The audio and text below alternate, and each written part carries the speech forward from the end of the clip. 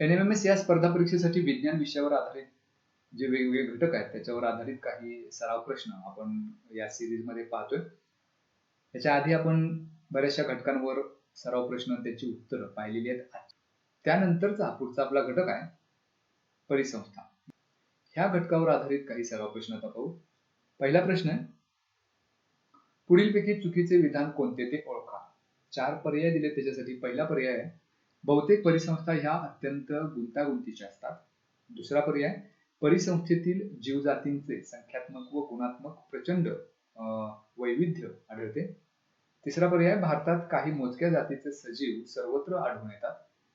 चौथा पर्याय, प्रत्येक ठिकाणची परिसंस्था ही सारखीच असते.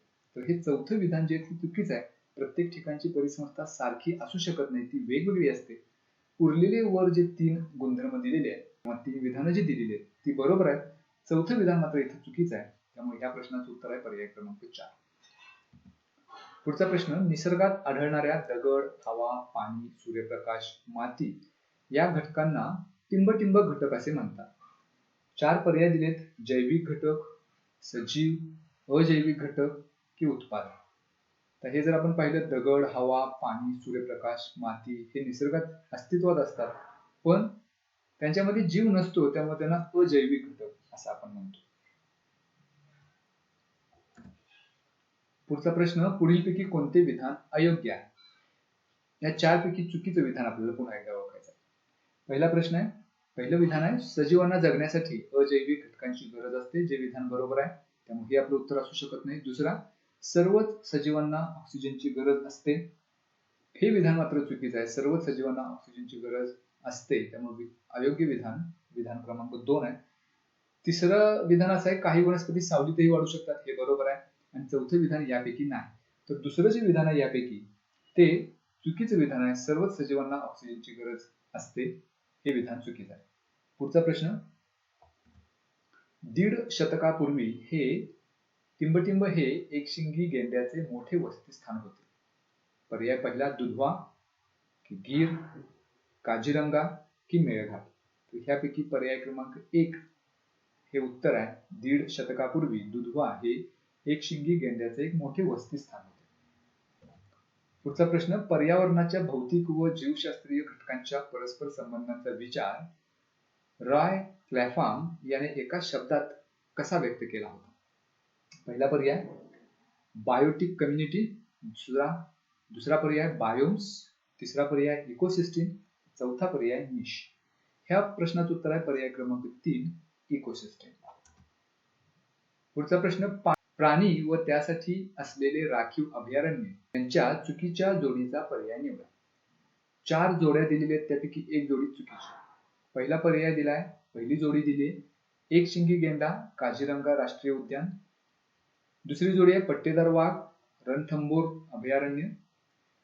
तिसरा पर्याय, पांढरा बिबट्या, गीरचे जंगल. आणि चौथा, पान पक्षी, भरतपूर अभयारण्य. तर ह्यापैकी चुकीची जोडी आहे पर्याय क्रमांक 3, पांढरा बिबट्या, गीरचे जंगल. ही जोडी चुकीची आहे. उरलेले 3 बरोबर आहेत. पुढचा प्रश्न, भारतात सुमारे टिंबटिंब अभयारण्ये व राष्ट्रीय उद्यानांमध्ये अनेक प्रकारच्या परिसंस्थांचे रक्षण होते. पहिला पर्याय 71%, दुसरा पर्याय 520, तिसरा 1984 की चौथा 27. तर ह्या प्रश्नाचं उत्तर आहे पर्याय क्रमांक 2. भारतामध्ये साधारणपणे 520 अभयारण्ये व राष्ट्रीय उद्यानामध्ये अनेक प्रकारच्या परिसंस्थांचे रक्षण होत आहे. पुढचा प्रश्न, पुढीलपैकी कोणते विधान चुकीचे आहे. पहिलं विधान आहे, सागरी परिसंस्थेत लहान मासे, झिंगे उथळ भागात मोठ्या प्रमाणात आढळतात. सागराच्या मध्यभागी जलचर कमी प्रमाणात असतात. सागराच्या पृष्ठभागावर विघटकांची संख्या खूप असते. आणि चौथा पर्याय, मोठे मासे द्वितीयक भक्षक असतात. ह्यापैकी चुकीचे विधान आहे पर्याय क्रमांक 3, सागराच्या पृष्ठभागावर विघटकांची संख्या खूप असते. उरलेली 3 विधानं बरोबर आहेत. पुढचा प्रश्न, दिमाखदार अशा आशियाई सिंहाचे जगातील एकमेव आश्रयस्थान म्हणजे टिंबटिंब होय. 4 पर्याय दिलेत. पहिला पर्याय आहे गुजरात मधील गीरचे जंगल. दुसरा पर्याय आसाम मधील काझीरंगा राष्ट्रीय उद्यान. तिसरा पर्याय बंगालमधील सुंदरबन परिसर आणि चौथा पर्याय पेरियार अभयारण्य. तर या प्रश्नाचं उत्तर आहे पर्याय क्रमांक 1, गुजरातमधील गीरचे जंगल हे या सिंहाचे जगातील एकमेव आश्रयस्थान आहे. पुढचा प्रश्न, औद्योगिकीकरणामुळे परिसंस्थेचा ऱ्हास कसा होतो? पहिला पर्याय दिलाय औद्योगिकीकरणाच्या कच्च्या मालासाठी जंगलतोड केली जाते. दुसरा पर्याय सुविधा वाढवताना बऱ्याचदा जंगलातून रस्त्यांचे जाळे पसरले जाते. तिसरा पर्याय पाणथळ भागात औद्योगिकीकरण वाढवले जाते. आणि चौथा वरीलपैकी सर्व. या प्रश्नाचं उत्तर आहे वरीलपैकी सर्व. या तिन्ही कारणांच्यामुळं जी पर्याय क्रमांक 1, 2 आणि 3 मध्ये दिलेले आहेत त्याच्यामुळं परिसंस्थेचा ऱ्हास होतो. त्यामुळे पर्याय क्रमांक 4 हे या प्रश्नाचं उत्तर आहे. पुढचा प्रश्न, परिसंस्थेमध्ये मानव प्राणी टिंबटिंब या गटात मोडतो.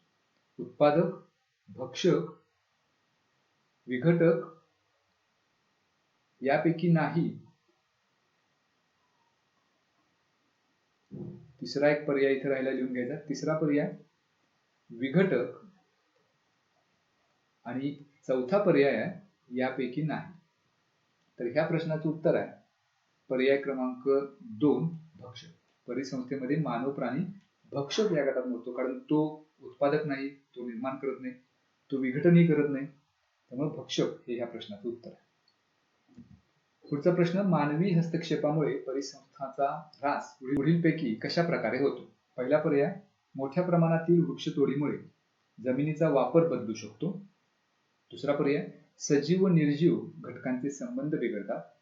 तिसरा पर्याय, एखादी प्रजाती पूर्णपणे नष्ट होऊ शकते. आणि चौथा पर्याय वरीलपैकी सर्व. तर या प्रश्नाचं उत्तर आहे पर्याय क्रमांक 4, वरील तिन्ही मार्गाने मानवी हस्तक्षेपामुळे परिसंस्थेचा ऱ्हास होतो. पुढचा प्रश्न, पुढीलपैकी कोणता सजीव प्राथमिक भक्षक नाही? 4 पर्याय दिलेत, नाकतोडा, फुलपाखरे, साप की मुंगी. या प्रश्नाचं उत्तर आहे पर्याय क्रमांक 3, साप. हा प्राथमिक भक्षक नाही, तर हा द्वितीय भक्षक आहे. पुढचा प्रश्न, सजीवांचे परिसंस्थेतील इतर सजीवांच्या संदर्भातील स्थान व तो बजावत असलेली भूमिका याला टिंबटिंब म्हणतात. ह्या रिकाम्या जागी हे 4 पैकी योग्य पर्याय आपल्याला निवडायचा आहे. पहिला पर्याय परिसंस्था, दुसरा पर्याय रचना, तिसरा पर्याय वैविध्य आणि चौथा पर्याय निश.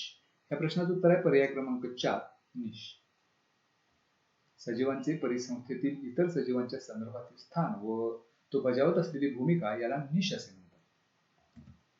पुढचा प्रश्न, परिसंस्थेचे प्रकार करताना पुढीलपैकी कोणत्या वैशिष्ट्याचा आधार घेतला जातो? 4 पर्याय दिलेत. पहिला पर्याय परिसंस्थेचे स्थान, दुसरा पर्याय हवेची स्थिती, तिसरा पर्याय वनस्पती व प्राणी यांचे प्रकार, की चौथा वरीलपैकी सर्व. या प्रश्नाचं उत्तर आहे पर्याय क्रमांक 4, वरीलपैकी सर्व. म्हणजेच परिसंस्थेचे स्थान, त्यामधील हवेची स्थिती, वनस्पती व प्राणी यांचे प्रकार या तिन्ही वैशिष्ट्यांचा विचार करून परिसंस्थेचे प्रकार केले जातात. पुढचा प्रश्न, परिसंस्थेच्या ऱ्हासाला कारणीभूत ठरणारी मानवी कृती पुढीलपैकी कोणती? 4 पर्याय दिलेत, शहरीकरण, पर्यटन, औद्योगिकीकरण की वरीलपैकी सर्व. या प्रश्नाचं उत्तर सुद्धा आहे वरीलपैकी सर्व. शहरीकरण, पर्यटन, औद्योगिकीकरण या सर्वांच्या मुळे परिसंस्थेचा ऱ्हास होऊ शकतो.